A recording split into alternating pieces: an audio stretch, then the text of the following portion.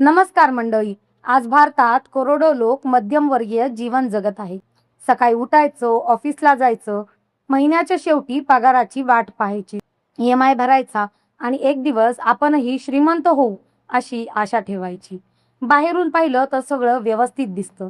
नोकरी आहे, घर आहे, गाडी आहे, थोडीफार बचत आहे. पण तरीही अनेकांच्या मनात एक प्रश्न कायम फिरत असतो. इतकं सगळं करूनही आपण खऱ्या अर्थाने श्रीमंत का होत नाही? हा प्रश्न फक्त कमी पगारच नाही, हा प्रश्न फक्त वाढत्या महागाईचा नाही, तर हा प्रश्न आहे आपल्या विचारसरणीचा, आपल्या आर्थिक सवयींचा आणि त्या संपूर्ण व्यवस्थेचा ज्यामध्ये आपण वाढलो आहोत. आजच्या या विशेष रिपोर्टमध्ये आपण जाणून घेणार आहोत भारतातील मध्यमवर्गीय माणूस श्रीमंत का होत नाही, त्यांच्या आयुष्यात नेमक्या कोणत्या चुका घडतात आणि जर श्रीमंत व्हायचं असेल तर त्यांनी काय बदल करणं आवश्यक आहे. चला सुरुवात करूया. मित्रांनो, भारतामध्ये मध्यमवर्गीय कुटुंबाची संख्या खूप मोठी आहे. हा तो वर्ग आहे जो देशाच्या अर्थव्यवस्थेला चालना देतो, कर भरतो, कष्ट करतो आणि देशाच्या विकासात मोठं योगदान देतो. पण हाच वर्ग अनेकदा आर्थिकदृष्ट्या अडकलेला दिसतो. एक सामान्य मध्यमवर्गीय व्यक्तीचं आयुष्य पाहूया. शिक्षण पूर्ण झालं, नोकरी मिळाली, पहिला पगार आला आणि त्यानंतर सुरू झाली आयुष्यभराची धावपळ. थोडे पैसे सोडले की बाईक, नंतर गाडी, त्यानंतर घर आणि त्यासोबत गृहकर्ज, कार लोन, क्रेडिट कार्ड, विविध EMI आणि मग संपूर्ण आयुष्य त्या कर्जाच्या भोवती फिरू लागतं. बाहेरून सगळं व्यवस्थित दिसत असलं तरी वास्तव वेगळंच असतं. कारण उत्पन्न वाढतं पण त्याच वेळी खर्चही वाढतो आणि शेवट महिन्याच्या शेवटी हातात फारसे काही पैसे उरत नाही. लहानपणी दिली जाणारी सुरक्षिततेची शिकवण. मित्रांनो, आपण लहान असताना आपल्याला काय शिकवलं जातं? चांगला अभ्यास कर, चांगले मार्क मिळव, चांगली नोकरी मिळव आणि सुरक्षित आयुष्य जग. हे ऐकायला चुकीचं नाही, पण त्यामध्ये एक मोठी समस्या आहे. आपल्याला पैसा कमवण्याचं शिक्षण दिलं जातं, पण पैसे वाढवण्याचं शिक्षण दिलं जात नाही. शाळेत गणित शिकवलं जातं, विज्ञान शिकवलं जातं, इतिहासही शिकवला जातो, पण आर्थिक संरक्षणता, साक्षरता, फायनान्शियल लिटरसी कधी शिकवली जात नाही. EMI म्हणजे काय, महागाई कशी कमी करते, गुंतवणूक कशी करायची, पॉझिटिव्ह इन्कम म्हणजे काय, कंपाऊंडिंग म्हणजे काय, हे अनेकांना वयाच्या 30 किंवा 40 वर्षानंतर समजतं आणि तोपर्यंत खूप उशीर झालेला असतो. पगार वाढतो पण संपत्ती वाढत नाही. अनेक लोकांचा असा समज असतो मोठा पगार म्हणजे श्रीमंती, पण वास्तवात तसं नसतं. कारण श्रीमंत आणि उच्च पगारदार व्यक्ती यात मोठा फरक असतो. एका व्यक्ती महिन्याला 50,000 रुपये कमवत असेल तर दुसरा व्यक्ती 2 लाख रुपये कमवत असेल. पण जर दोघांचे खर्च त्याच्या उत्पन्ना इतकेच वाढले तर दोघेही आर्थिकदृष्ट्या समान स्थितीत राहतील. यालाच लाईफस्टाईल इन्फ्लेशन म्हणतात. जसं पगार वाढतो तसं खर्च वाढतात. मोठं घर, महागडी गाडी, ब्रँडेड वस्तू, महागड्या गाड्या आणि हळूहळू वाढत जाणारी आर्थिक जबाबदारी. म्हणूनच अनेक लोक जास्त कमवतात पण श्रीमंत होत नाहीत.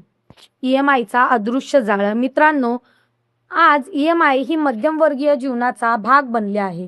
मग EMI वर गाडी, EMI वर मोबाईल, EMI वर TV, अगदी सुट्ट्याही EMI वर. सुरुवातीला EMI खूप सोयीस्कर वाटते कारण वस्तू लगेच मिळते, पण पुढे ते आर्थिक स्वातंत्र्य हिरवून घेते. समजा एखाद्या व्यक्तीचा पगार 60,000 रुपये आहे आणि त्याचा EMI 30,000 रुपये आहे, तर त्याच्या उत्पन्नाचा अर्धा भाग आधीच गेला. उरलेल्या पैशातून घरखर्च, मुलांचं शिक्षण, आरोग्य आणि बचत हे सर्व सांभाळावं लागतं. अशा परिस्थितीत संपत्ती निर्माण करणं खूप कठीण आहे. गुंतवणुकीची भीती.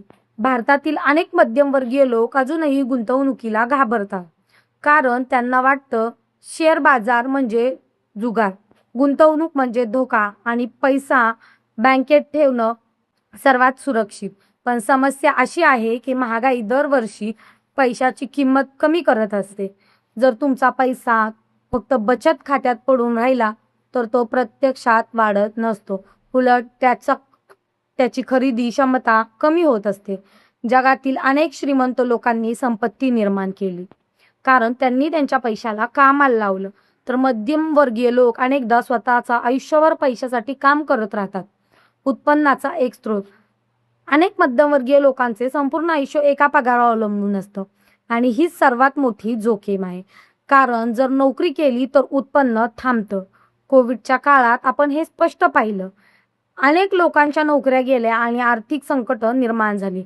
श्रीमंत लोकांकडे अनेक उत्पन्नाचे स्रोत असतात. व्यवसाय, गुंतवणूक, भाडे, डिव्हिडंड, ऑनलाईन उत्पन्न. तर मध्यमवर्गीय लोकांकडे अनेकदा एकच स्रोत असतो आणि त्यामुळे आर्थिक वाढ मर्यादित राहते.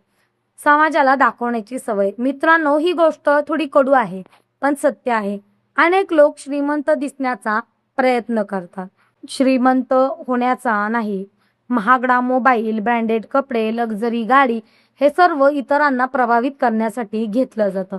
पण त्यामागे कर्ज असतं, EMI असतात आणि आर्थिक ताण असतो. खरे श्रीमंत लोक अनेकदा त्यांच्या संपत्तीचं प्रदर्शन करीत नाही. ते त्यांच्या पैशाला वाढवतात. तर अनेक मध्यमवर्गीय लोक त्यांच्या पैशाला वापर इतरांना प्रभावित करण्यासाठी करतात. मग श्रीमंत होण्यासाठी काय करायला हवं? आता सर्वात महत्त्वाचा प्रश्न, जर ही परिस्थिती बदलायची असेल तर काय करायला हवं? सर्वप्रथम फायनान्शियल एज्युकेशन घ्या. पैशाचं व्यवस्थापन शिका. गुंतवणूक समजून घ्या. दुसरं, उत्पन्न वाढवण्यावर लक्ष द्या. फक्त बचत करून कोणी श्रीमंत होत नाही. उत्पन्न वाढवणं आवश्यक असतं. तिसरं, अनेक इन्कम सोर्स तयार करा. Side business, freelancing, digital platform, गुंतवणूक याचा विचार करा. चौथं, अनावश्यक EMI टाळा. जेवढे कमी कर्ज तेवढं जास्त आर्थिक स्वातंत्र्य. पाचवं, दीर्घकालीन गुंतवणूक करा आणि कंपाऊंडिंगला वेळ द्या. कारण संपत्ती एका रात्रीत निर्माण होत नाही. ती वर्षानुवर्षाच्या शिस्तीवर तयार होते. मित्रांनो, भारतातील मध्यमवर्गीय माणूस मेहनती नाही म्हणून श्रीमंत होत नाही असं अजिबात नाही. खरं तर तो कदाचित सर्वात जास्त मेहनत करणारा वर्ग आहे. पण समस्या मेहनतीची नाही. समस्या आहे आर्थिक ज्ञानाची, आर्थिक सोयीची, सवयींची आणि विचारसरणीची. जोपर्यंत आपण फक्त पगारासाठी काम करत राहू तोपर्यंत आर्थिक स्वातंत्र्य दूरच राहील. पण ज्या दिवशी आपण पैशाचं व्यवस्थापन, गुंतवणूक आणि संपत्ती निर्माण करण्याची कला शिकू त्या दिवशी परिस्थिती बदलू शकते. लक्षात ठेवा, श्रीमंत होणं फक्त जास्त पैसे कमवण्यावर अवलंबून नसतं, तर त्या पैशाचं योग्य नियोजन करण्यावर अवलंबून असतं. आणि कदाचित आजचा हा विचार तुमच्या आर्थिक आयुष्यातील सर्वात महत्त्वाचा टर्निंग पॉइंट ठरू शकतो. धन्यवाद.